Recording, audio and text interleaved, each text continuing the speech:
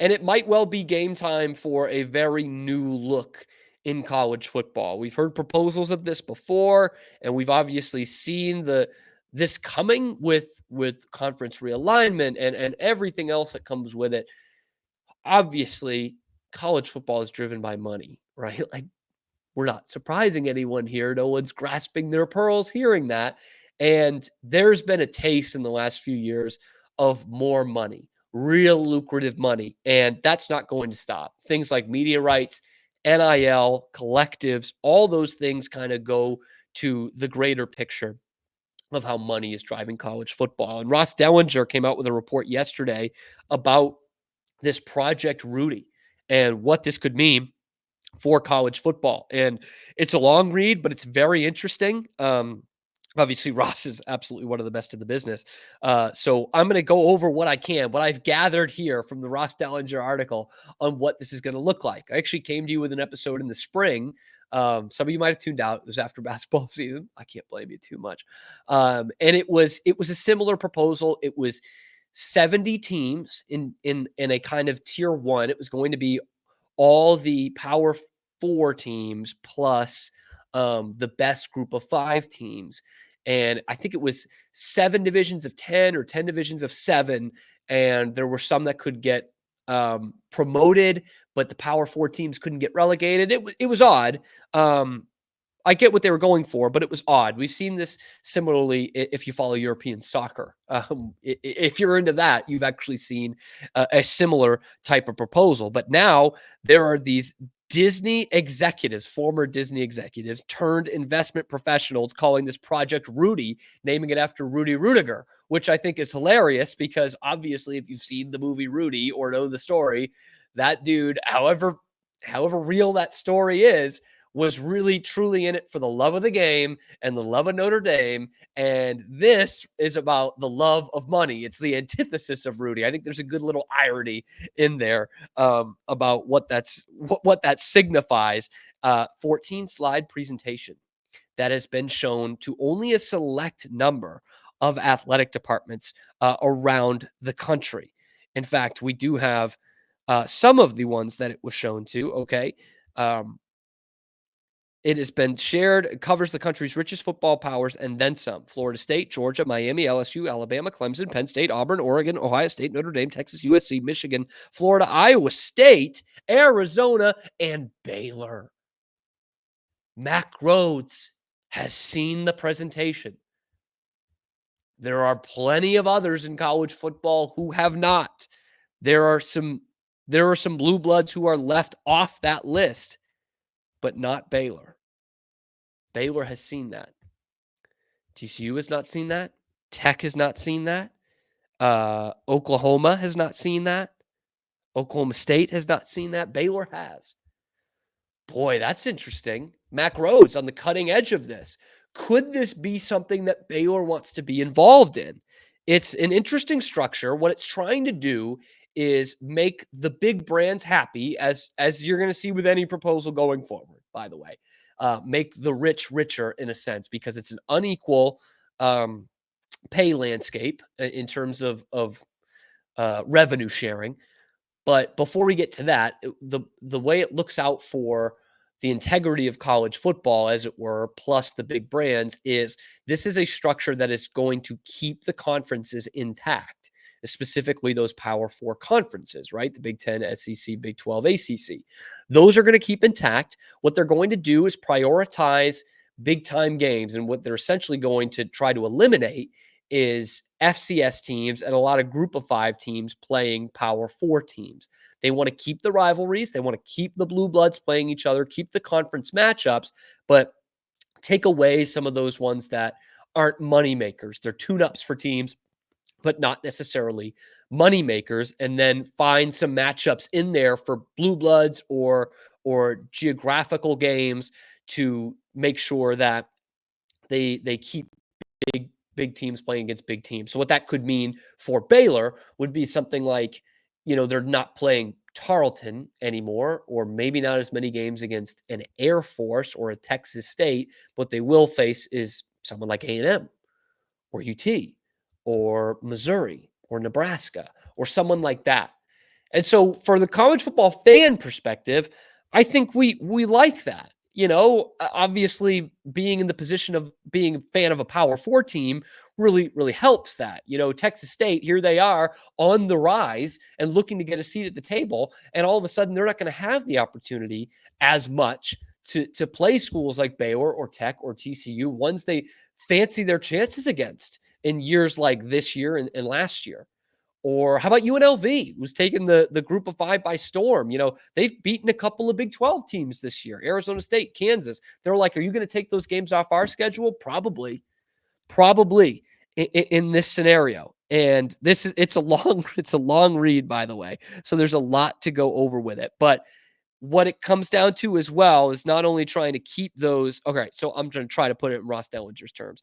They're going to try to arrange more games between power conference programs by eliminating all games against group of 5 and FCS opponents, expanding the playoffs, and pitting blue blood powers more often against one another. So more Michigan, Texas, and less Texas UTSA. Consolidate the media rights of the 70 schools under one agreement instead of the current structure of 5 different packages, one for each league, and then obviously Notre Dame. And there comes in a relegation piece as well, but that comes with the tiers, which is the next big part of it. There are basically 3 tiers in this Project Rudy, okay? It separates the 70 programs into these 3. Tier 1, the top 16 schools earn per school revenue projections from $130 million in year 4, escalated to $250 million in year 12. And just to put some context to those numbers, that year 12 is double the SEC and Big Ten's current distribution rate, which are the 2 biggest, obviously, by far.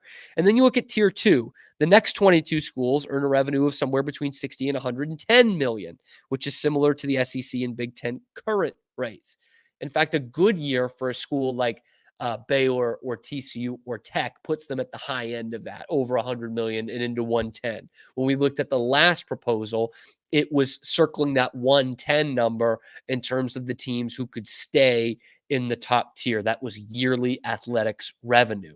This would be part of the revenue sharing. And then tier 3, the last 32 schools earn projections of about 30 to 60 million, which is similar to what we're at right now in the Big 12 and the ACC rates. In fact, I think this year it was somewhere in the neighborhood of 45 to 50 million. But the model this is where it gets really important. The model offers a variety of ways to determine how to tier schools. Things like the previous season's results, perhaps, or an aggregate of results over a stretch of seasons.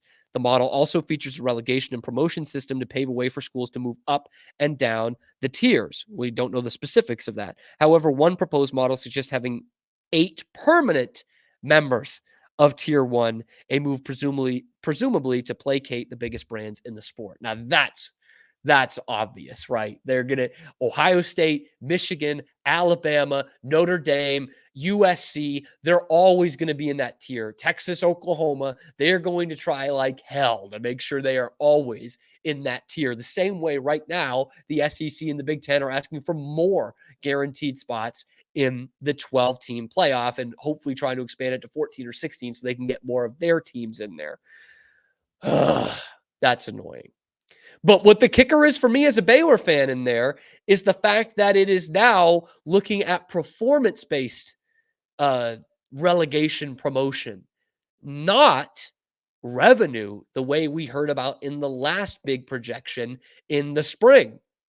Because there was this thing where it was, if you're over 100 or 105 or 110 million, you would stay in that top tier. In the other proposal we saw from a different conglomerate a few months ago, and that was going to be really tough for Baylor to sustain year in, year out. Baylor, Tech, TCU, Oklahoma State, these teams that are mainstays in the Big 12, and obviously, Utah, Colorado, schools like that too, where if you have a bad year, you're probably under that number. But now what it's going to show you in this model in Project Rudy is, yeah, well, if you have a bad year, you're counting your days anyway. And so you look at Baylor the last couple of years, let's say they stretch it to 3 seasons. Oh no. Baylor could be screwed with this year, last year, and the year before. Like that could put them in tier 3. Like they've been that bad. This could be 3 straight losing seasons. So if this does come into into the college football landscape in the next few years, you've got to worry about what soccer teams have to worry about in England. When you drop down a tier, can you make the revenue to sustain yourself? Can you make the revenue to get back up, to earn that promotion? Because even if you're in tier 3, you're playing teams from tier 1. You're still in the Big 12. So if Utah or BYU or Oklahoma State or Tech is in tier 1 because they've had a good couple of years, you're still playing those teams. And there's not a lot of tier 3 teams that are going to be in the Big 12. It's going to be the same problem you face right now, but with humongous financial ramifications.